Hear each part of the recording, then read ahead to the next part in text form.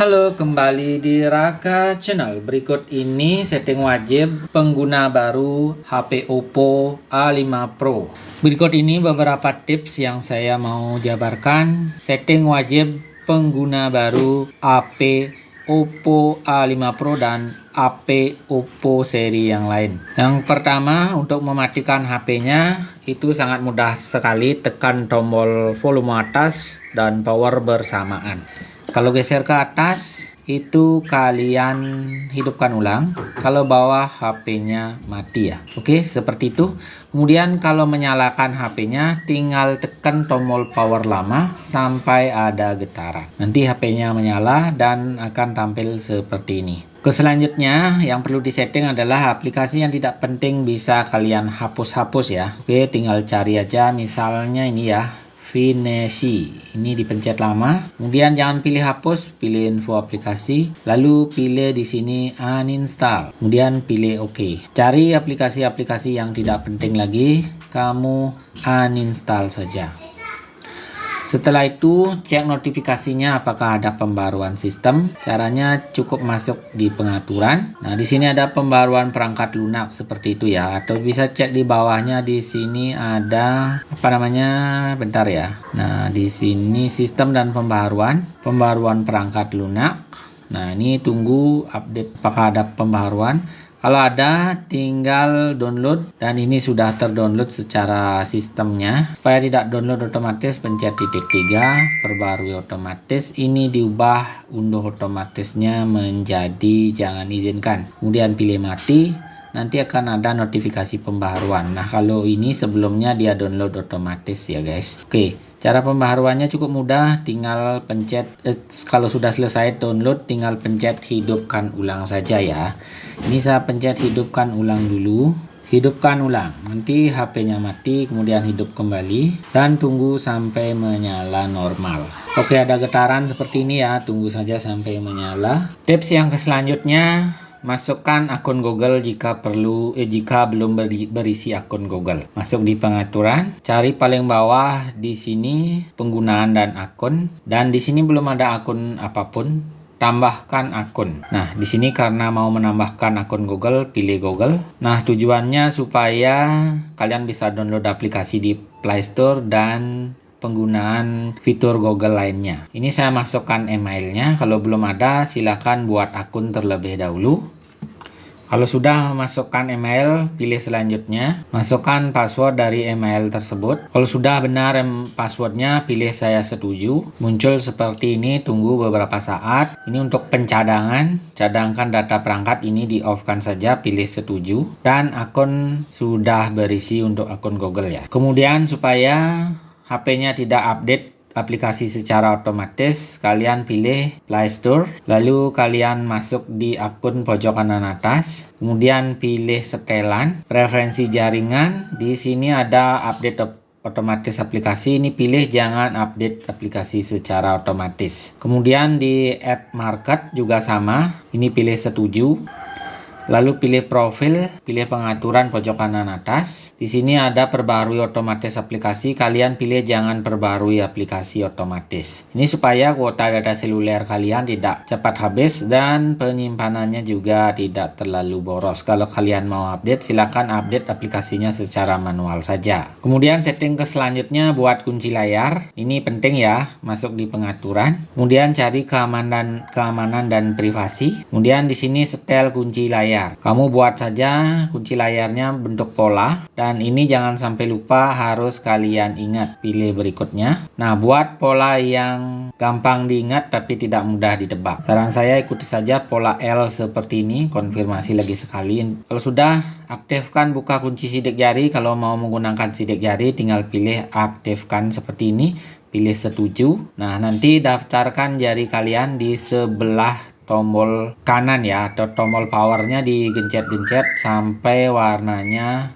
full biru seperti ini. Ini saya nambahkan sidik jari.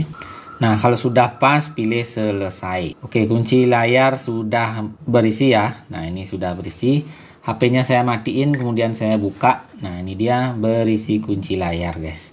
Kalian bisa menggunakan sidik jari untuk membuka kunci layarnya. Kemudian selanjutnya mengganti wallpaper, cubit layar depan kalian seperti ini. Lalu kalian pilih wallpaper. Nah, silakan pilih wallpaper yang ada di sini ya guys. Oke, sebagai contoh wallpaper yang saya gunakan adalah ini misalnya.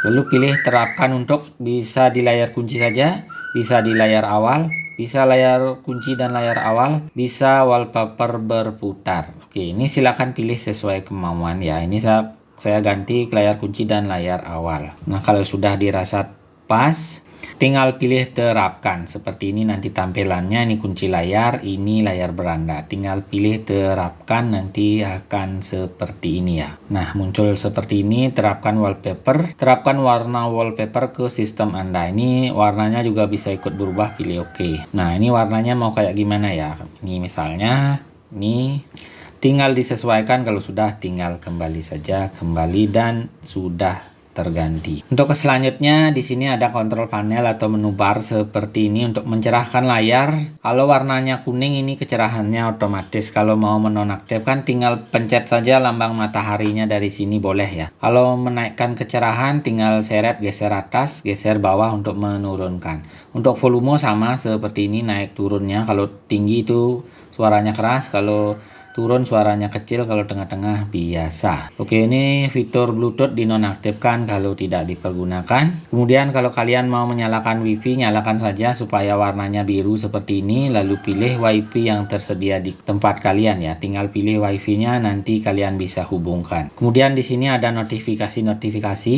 Apabila notifikasinya tidak penting, bisa geser kiri ataupun ke kanan. Untuk menampilkan kontrol panelnya, tinggal pencet garis yang ada di sini. Ini dia kontrol panelnya. Oke, ada setting drink, center, lokasi, dan lain sebagainya. Bisa atur-atur dari sini.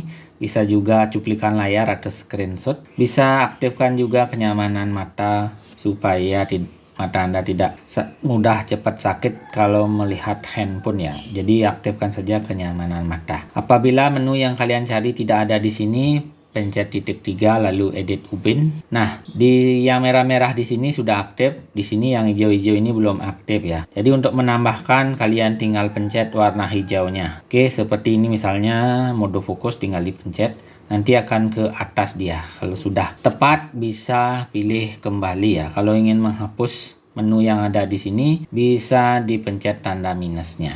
Kemudian kembali. Nah, menunya akan seperti ini. Nah, menu-menu di sini kalian juga bisa mengatur rotasi, merekam layar, mengaktifkan lokasi, dan lain sebagainya. Tips selanjutnya untuk melihat foto bisa masuk di aplikasi foto di sini. Pilih setuju dan lanjutkan. Nah, ini dia foto-foto. Kemudian kalau muncul seperti ini jangan dicadangkan supaya tidak boros kuota ya. Kemudian untuk melihat foto bisa dari album. Di sini dia. Oke, album di sini. Kalau ada foto yang ingin dihapus dan ingin dikembalikan, di sini ada tulisan baru saja dihapus, tinggal cari di sini. Tips selanjutnya bagi kalian mau menggunakan data seluler, tinggal aktifkan saja menu data seluler di sini ya. Karena HP-nya ini tidak ada kartunya, maka tidak bisa disetting.